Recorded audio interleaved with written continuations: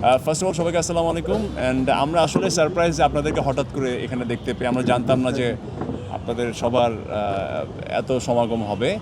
কষ্ট করে আসছেন, এই জন্য ধন্যবাদ। আমার চরিত্রের নাম ফাহাদ, আমি ফ্যামিলির বড় ছেলে। ফ্যামিলির হয় না যে ফ্যামিলির বড় ছেলে এবং দায়িত্ববান একজন ছেলে এবং খুবই রিয়েলিস্টিক একটা ছেলে। ফাহাদের কিছু স্পেশাল ক্যারেক্টারিস্টিক আছে যেটা রাজভাই ডিজাইন করেছে।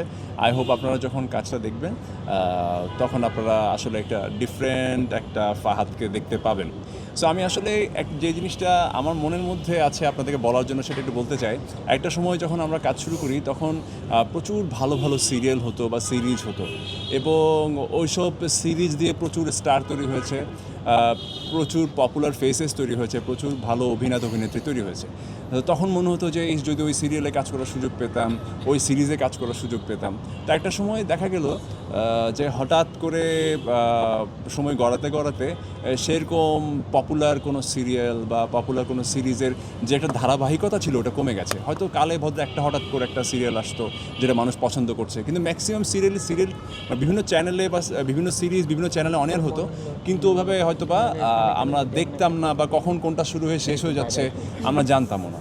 সো অনেক বছর সেই কারণে দেখা গেছে হচ্ছে ম্যাক্সিমাম আর্টিস্ট সিরিয়াল থেকে বা সিরিজ থেকে দূরে সরে গেছে। এক্সট্রিম মশার কয়েল প্ল্যান্ট ফাইবার দিয়ে তৈরি, ডেঙ্গু চিকুনগুনিয়া বাহি সহ যে কোনো মশার বিরুদ্ধে দেয় এক্সট্রিম সুরক্ষা।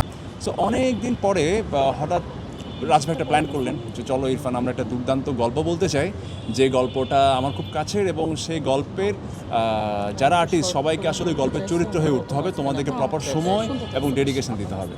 সো ডেফিনেটলি আমরা যারা আর্টিস্ট আমরা চাই একটা ভালো কাজের অংশ হতে। তো সেই জায়গা থেকে এই দুর্দান্ত গল্পের একটা অংশ হতে পারে, এটা আমার জন্য অনেক বড় একটা ব্যাপার। এটা আমাদেরই গল্প। সত্যি বলতে আমরা খুবই অ্যাজ এ ফ্যামিলি মেম্বার আমরা এখানে সবাই কাজ করছি। গত 4-5 দিন 6 দিন ধরে কাজ হচ্ছে এবং কোন সময় যে আমরা এত ইনভলভ হয়ে গেলাম এই সিরিজটার সঙ্গে আমরা নিজেরা আসলে বুঝতে পারিনি। এবং বরাবরই আমি বিশ্বাস করি এই সিরিজটা ডেফিনেটলি রাজভাই পারিবারিক গল্পে বলার ক্ষেত্রে এখন মার্কেটে কিং। ওনার প্রত্যেকটা পারিবারিক গল্প মানুষ প্রচুর দেখে এবং ওই ফর্মুলা রাজভাই জানা আছে এবং গল্পটাও এইভাবে ডিজাইন করা যাতে প্রত্যেকটা মানুষ সকল বয়সের অডিয়েন্স যাতে গল্পটা দেখতে পারে। সো আমাদের একটা চেষ্টা শুধু নাটক আমরা শুটিং করছি সেই বলে না, মানুষ যাতে একটা খুব ভালো একটা সিরিজ দেখতে পারে। আমরা পাকিস্তানি সিরিজের কথা বলি, আমরা ভারতের সিরিজের কথা বলি, আমরা বিভিন্ন দেশের সিরিজের এক্সাম্পল দিই। আই হোপ এই সিরিজটাও একটা এক্সাম্পল হিসেবে বাংলা নাটক ইন্ডাস্ট্রিতে থেকে যাবে। সবাই আমাদের জন্য দোয়া করবেন। আশা করি এটা আমাদেরই গল্প, আপনাদের সবার ভালো লাগবে।